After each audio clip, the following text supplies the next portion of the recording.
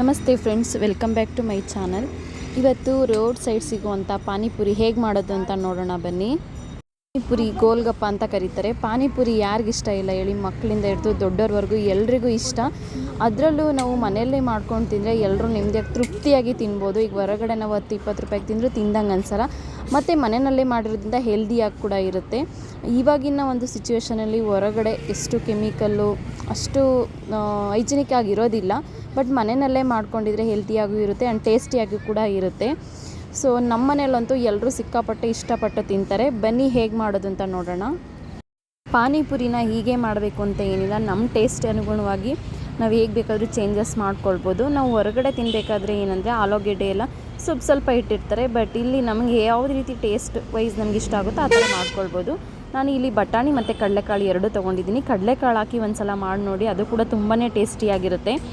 ಬಟಾಣಿ ಸ್ವಲ್ಪ ಗ್ಯಾಸ್ಟ್ರಿಕ್ಕು, ಕಡಲೆಕಾಳಾದರೆ ಇನ್ನೂ ಒಳ್ಳೆಯದು.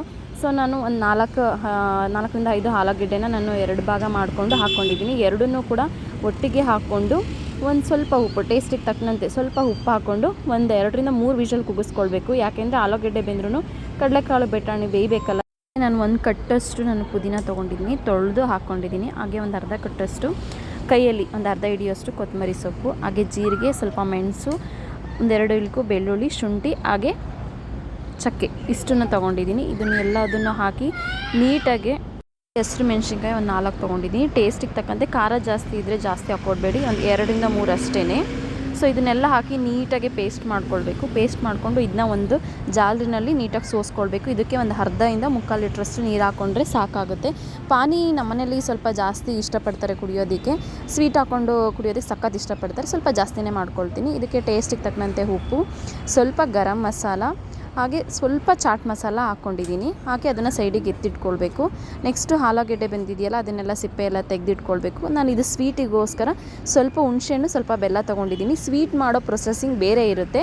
ಬಟ್ ಇದು ನಮಗೆ ಬೇಗ ತಿನ್ನಬೇಕು, ಇನ್ಸ್ಟೆಂಟಾಗಿ ತಿನ್ನಬೇಕು ಅನ್ನೋದಕ್ಕೋಸ್ಕರ ಆ ರೀತಿ ಮಾಡ್ಕೊಂಡಿದ್ದೀನಿ ಅಷ್ಟೇ. ಈಗ ಕಡಲೆಕಾಳನ್ನ ಒಂದು ಕಡೆ ಸ್ಮ್ಯಾಶ್ ಮಾಡ್ಕೊಂಡಿದ್ದೀನಿ. ಹಾಗೆ ಆಲೂಗೆಡ್ಡೆ ಕೂಡ ಸ್ಮ್ಯಾಶ್ ಮಾಡಿ ಇಟ್ಕೊಂಡು ಇದಕ್ಕೆ ಸ್ವಲ್ಪ ಗರಂ ಮಸಾಲ ಹಾಗೆ ಚಾಟ್ ಮಸಾಲ ಹಾಕ್ಕೊಂಡಿದ್ದೀನಿ. ಒಂದು ಅರ್ಧ ಸ್ಪೂನಷ್ಟು ಹಾಕ್ಕೊಂಡ್ರೆ ಸಾಕು. ಖಾರ ಹೇಗಿದೆ ನೋಡಿಕೊಂಡು ಸ್ವಲ್ಪ ಖಾರದ ಪುಡಿ ಹಾಕ್ಕೊಂಡಿದ್ದೀನಿ. ನಾನು ಇದಕ್ಕೆ ಒಂದು ಅರ್ಧ ಸ್ಪೂನಷ್ಟು ಖಾರದ ಪುಡಿ ಹಾಕ್ಕೊಂಡಿದ್ದೀನಿ. ಸ್ವಲ್ಪ ಉಪ್ಪು, ನಾವು ಆಲೂಗೆಡ್ಡೆ ಬೇಯಬೇಕಾದ್ರೂ ಕೂಡ ಉಪ್ಪು ಹಾಕ್ಕೊಂಡಿದ್ವಿ, ನೋಡಿಕೊಂಡು ಉಪ್ಪು ಹಾಕ್ಕೊಂಡು ಅದನ್ನೆಲ್ಲ ನೀಟಾಗಿ ಕಲಸಿ ಒಂದು ಕಡೆ ಇಟ್ಕೊಳ್ಬೇಕು. ಹಾಗೆ ಸ್ವಲ್ಪ ಅದಕ್ಕೆ ಸ್ಟಫಿಂಗಿಗೆ ಅಂತ ಈರುಳ್ಳಿ, ಟೊಮೊಟೊ ಎಲ್ಲ ಹೆಚ್ಚಬೇಕು. ನನ್ನ ಸಿಸ್ಟರ್ ಇಸ್ತಾ ಇದ್ದಾರೆ. ಅದನ್ನೆಲ್ಲ ಒಂದು ಕಡೆ ಹೆಚ್ಚಿಟ್ಕೊಂಡು ರೆಡಿ ಮಾಡ್ಕೊಳ್ಬೇಕು. ಇದಕ್ಕೆ ಏನಂದರೆ ಟೊಮೊಟೊ, ಈರುಳ್ಳಿ ಇದನ್ನೆಲ್ಲ ಹಾಕ್ಕೊಂಡ್ರೆ ಸ್ವಲ್ಪ ಟೇಸ್ಟ್ ಇನ್ಕ್ರೀಸ್ ಆಗುತ್ತೆ ಅನ್ನೋದಕ್ಕೋಸ್ಕರ ಇದಕ್ಕೊಂದು ಸ್ವಲ್ಪ ಕೊತ್ತಂಬರಿ ಸೊಪ್ಪು ಹಾಕಿ ಪಾನಿ ರೆಡಿ ಮಾಡಿ ಇಟ್ಕೊಂಡಿದ್ದೀನಿ. ಸೊ ಇವಾಗ ನಮ್ಮ ಪಾನಿಪುರಿಗೆ ಬೇಕಾದಂಥ ಐಟಮ್ಸ್ ಎಲ್ಲ ರೆಡಿ ಆಯಿತು. ಸೊ ಪಾನಿ ಕೂಡ ಒಂದು ಗ್ಲಾಸಲ್ಲಿ ಹಾಕಿ ಇಟ್ಕೊಂಡಿದ್ದೀನಿ. ನನ್ನ ಮಗ ವೆಯ್ಟ್ ಮಾಡ್ತಾ ಇದ್ದಾನೆ. ಅಷ್ಟೇ, ಪಾನಿಪುರಿ ಮಾಡೋದು ತುಂಬಾ ಈಸಿ. ಸೊ ನೀವು ಕೂಡ ಈ ಥರ ಮನೆಯಲ್ಲೇ ಮಾಡ್ಕೊಳ್ತೀನಿ, ಸಖತ್ ಟೇಸ್ಟಿಯಾಗಿರುತ್ತೆ. ಮನೇಲಿ ಎಲ್ಲರೂ ಕೂಡ ಒಟ್ಟಿಗೆ ತಿನ್ಬೋದು. ನಮ್ಮ ಮನೆಯಲ್ಲಿ ಸಖತ್ ಇಷ್ಟಪಡ್ತಾರೆ ಪಾನಿಪುರಿ. ಸೊ ಒಂದು ಸಲ ಈ ಥರ ಟ್ರೈ ಮಾಡಿ ನೋಡಿ, ಈಸಿಯಾಗಿದೆ. ನಾವು ಮನೆಯಲ್ಲೇ ಆರಾಮ್ಸೆಯಾಗಿ ಮಾಡ್ಕೊಳ್ಬೋದು. ಸೊ ಇದು ಸ್ಟಫಿಂಗಿಗೆ ನಾನು ಏನೇನಂದರೆ ಸ್ವಲ್ಪ ಸ್ಟಾರ್ಟಿಂಗ್ ಆಲೂಗೆಡ್ಡೆನ ಸ್ಟಫಿಂಗಿಗೆ ಸ್ವಲ್ಪ ಇಟ್ಕೊಳ್ತೀನಿ. ಆಮೇಲೆ ಬಟಾಣಿ ಅಥವಾ ಕಡಲೆಕಾಳದನ್ನು ನಾವು ಸ್ಮ್ಯಾಶ್ ಮಾಡ್ಕೊಂಡಿರ್ತೀವಲ್ಲ, ಆ ಸ್ಮ್ಯಾಶ್ ಮಾಡ್ಕೊಂಡಿರೋದನ್ನ ಹಾಕ್ಕೊಂಡು ಸ್ವಲ್ಪ ಈರುಳ್ಳಿ, ಸ್ವಲ್ಪ ಟೊಮೊಟೊ, ಕೊತ್ತಂಬರಿ ಸೊಪ್ಪು ಹಾಕ್ಕೊಂಡು ಅದ್ರ ಮೇಲೆ ಸ್ವಲ್ಪ ಪಾನಿ ಹಾಕ್ಕೊಳ್ಬೇಕು. ಇಲ್ಲಾಂದರೆ ನಾವು ಒಂದು ಗ್ಲಾಸಲ್ಲಿ ಪಾನಿ ಕೊಡ್ಬೋದು. ಇದಕ್ಕೆ ಸ್ವೀಟ್ ಮಾಡ್ಕೊಂಡು ಇಟ್ಕೊಂಡಿರ್ತೀವಲ್ಲ, ಅಂದರೆ ಹುಣಸೆಹಣ್ಣು ಮತ್ತು ಬೆಲ್ಲ ಕಿವುಚಿ ಒಂದು ಕಡೆ ಇಟ್ಕೊಂಡಿರ್ತೀವಲ್ಲ, ಅದನ್ನು ಒಂದು ಸ್ಪೂನ್ ಹಾಕ್ಕೊಂಡು ಆಮೇಲೆ ಪಾನಿನಲ್ಲಿ ಹೆಚ್ಕೊಂಡು ತಿಂದರೆ ತುಂಬ ಟೇಸ್ಟಿಯಾಗಿರುತ್ತೆ. ಈ ಥರ ಕೂಡ ಒಂದು ಸಲ ಟ್ರೈ ಮಾಡಿ. ನಾನು ಸ್ವೀಟ್ ಮಾಡೋವಂಥ ಪ್ರೊಸೆಸಿಂಗ್ ಬೇರೆ ಇರುತ್ತೆ. ಸೊ ಇನ್ನೊಂದು ಸರಿ ಯಾವಾಗಾದ್ರೂ ಅದ್ರ ರಿಲೇಟೆಡ್ ಒಂದು ವೀಡಿಯೋ ಮಾಡಿ ಹಾಕ್ತೀನಿ. ಬಟ್ ಇವಾಗ ನನಗೆ ಮಾಡೋಕ್ಕಷ್ಟು ಟೈಮ್ ಇರಲಿಲ್ಲ ಸ್ವೀಟ್ನ, ಹಂಗಾಗಿ ನಾವು ಇನ್ಸ್ಟೆಂಟಾಗಿ ಸ್ವಲ್ಪ ಹಾಗೆ ಮಾಡ್ಕೊಂಡಿದ್ದೆ. ಇದು ಕೂಡ ಟೇಸ್ಟ್ ವೈಸ್ ಸೂಪರಾಗಿರುತ್ತೆ. ನಾವು ಪಾನಿ ಕುಡಿಬೇಕಾದ್ರೂ ಅಷ್ಟೇ ಸ್ವೀಟ್ ಇದನ್ನ ಸ್ವಲ್ಪ ಹಾಕ್ಕೊಂಡು ಕುಡಿದ್ರೆ ಪಾನಿ ಕೂಡ ಟೇಸ್ಟ್ ಅಷ್ಟೇ ಚೆನ್ನಾಗಿರುತ್ತೆ. ನೀವು ಈ ಥರ ಟ್ರೈ ಮಾಡಿಲ್ಲ ಅಂದರೆ ಖಂಡಿತ ಒಂದು ಸಲ ಟ್ರೈ ಮಾಡಿ, ತುಂಬಾ ಇಷ್ಟ ಆಗುತ್ತೆ. ನಿಮ್ಮ ಫ್ಯಾಮಿಲಿ ಫ್ರೆಂಡ್ಸ್ ಎಲ್ರಿಗೂ ಕೂಡ ಇಷ್ಟ ಆಗುತ್ತೆ. ಸೊ ಈ ವಿಡಿಯೋ ನಿಮಗೆ ಸ್ವಲ್ಪನಾದರೂ ಇಷ್ಟ ಆದರೆ ಪ್ಲೀಸ್ ಒಂದು ಲೈಕ್ ಮಾಡಿ, ಶೇರ್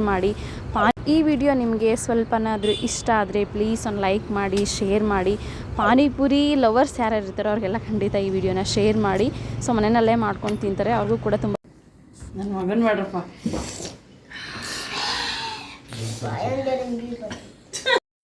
ಅವ್ರಿಗೂ ಕೂಡ ತುಂಬ ಖುಷಿ ಆಗುತ್ತೆ. ನನ್ನ ವಿಡಿಯೋನ ಫಸ್ಟ್ ಟೈಮ್ ಯಾರಾದರೂ ನೋಡ್ತಾ ಇದ್ದರೆ ಪ್ಲೀಸ್ ಸಬ್ಸ್ಕ್ರೈಬ್ ಮಾಡಿಕೊಂಡು ಬೆಲ್ ಐಕನ್ನ ಕ್ಲಿಕ್ ಮಾಡಿ.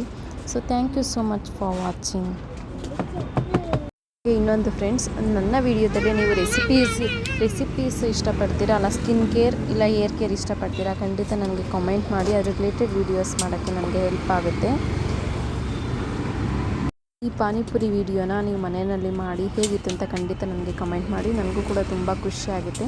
ನಿಮ್ಮ ಕಮೆಂಟ್ ಖಂಡಿತ ನಾನು ನೋಡ್ತೀನಿ, ಹಾಗೆ ರಿಪ್ಲೈ ಕೂಡ ಮಾಡ್ತೀನಿ.